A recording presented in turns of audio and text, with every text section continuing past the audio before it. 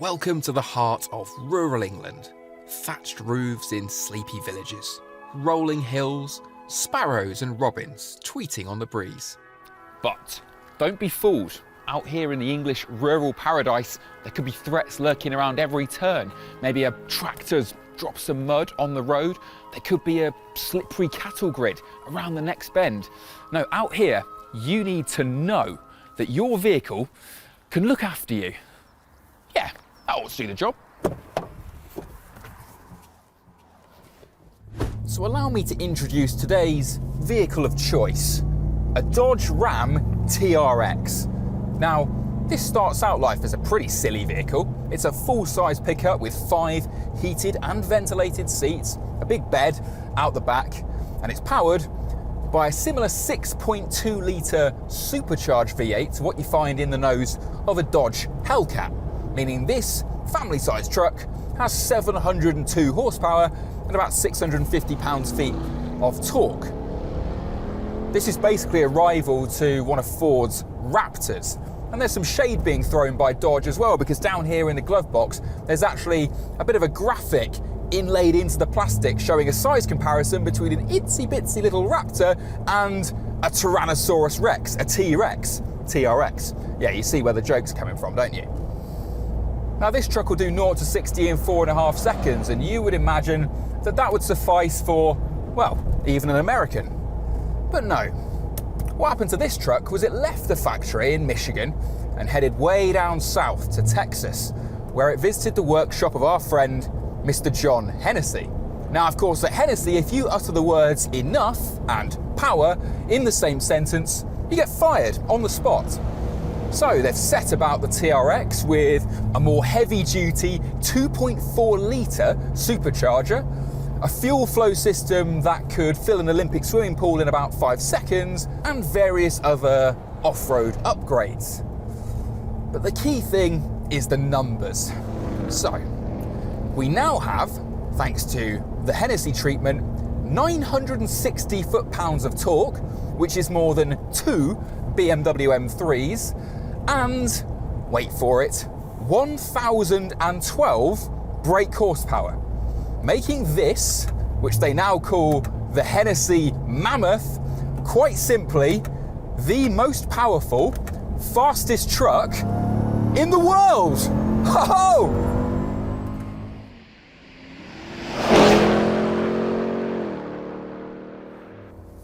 Now the result of all those numbers is a truck that, despite weighing 3 tons, can apparently do 0 to 60 in 3.2 seconds. This should be able to kick dust in the face of a Ferrari Roma, and, well, I want to know what that feels like. So, if we just come to a stop. Now, there's lots of modes in here. There's Baja and mud and snow and towing and rock and sand, but I simply want sport. We leave it in drive. We press our launch button, which has a Christmas tree of drag race start lights on it. That's promising. Maximum brake pressure. Hit the gas.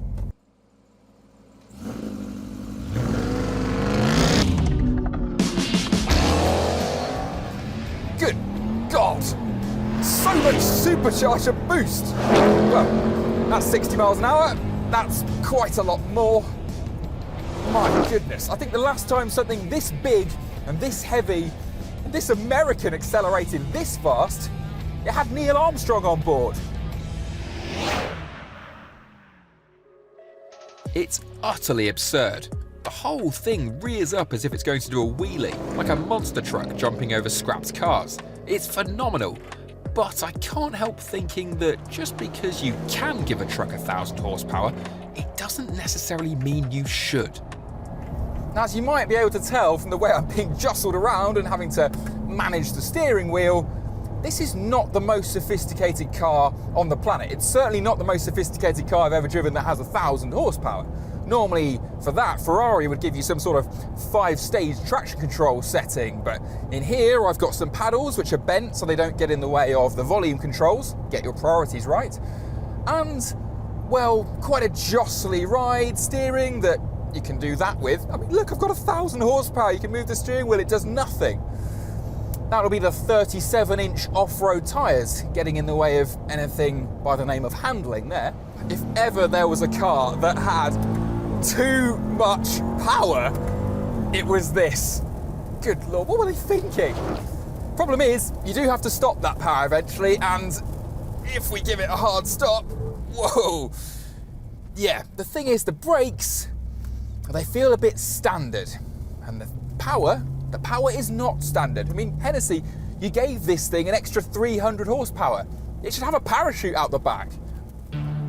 I find it difficult to believe there's much the wilds of England could throw at the Mammoth that it couldn't cope with. After all, it's got 37-inch knobbly tyres, up to 14 inches of Bilstein Black Hawk suspension travel, and enough lights to get the attention of astronauts aboard the International Space Station. It makes you feel invincible. Problem is, the Mammoth then ran into a very British problem.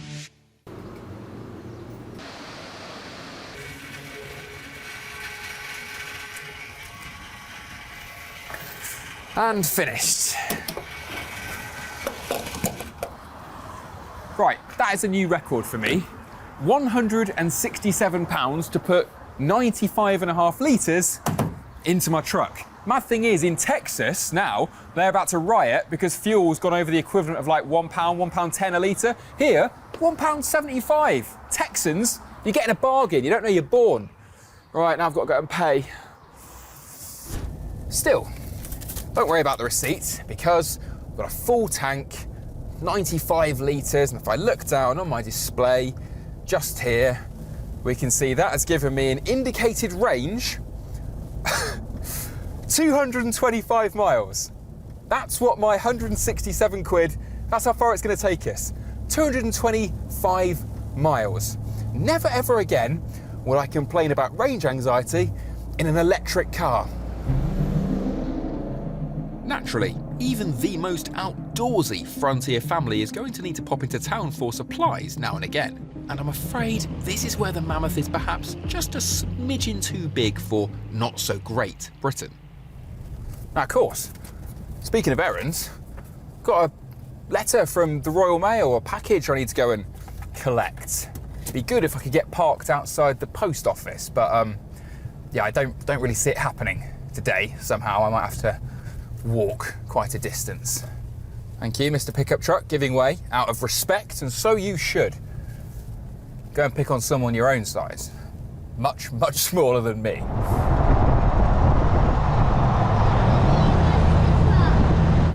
Yeah, really struggling to get parked. I think if you're going to have a Mammoth as your everyday car, you need to only go to businesses that have drive-through service.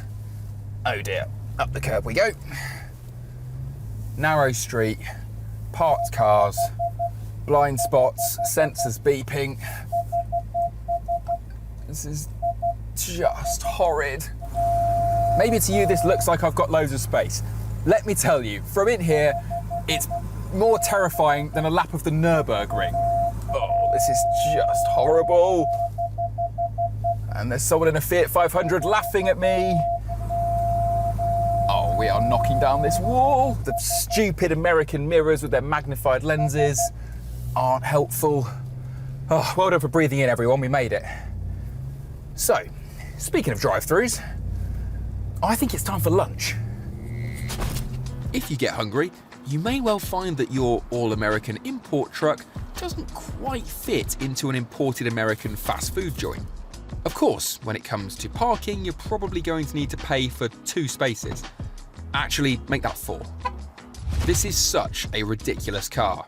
Hennessey says it'll convert no more than 200 Ram TRXs into Mammoths. This one is number 15, and each will cost $150,000, or about £120,000, including the donor car. Though if you'd like to spend even more money, you could always go for the 6-wheeler version. I know if you're from Texas, then this is just part of the scenery. This is not that outrageous, but take it from me. when you're driving it on a British summer's day through sleepy rural England, people just don't know what to make of this thing. They don't know whether to celebrate it or report an invasion.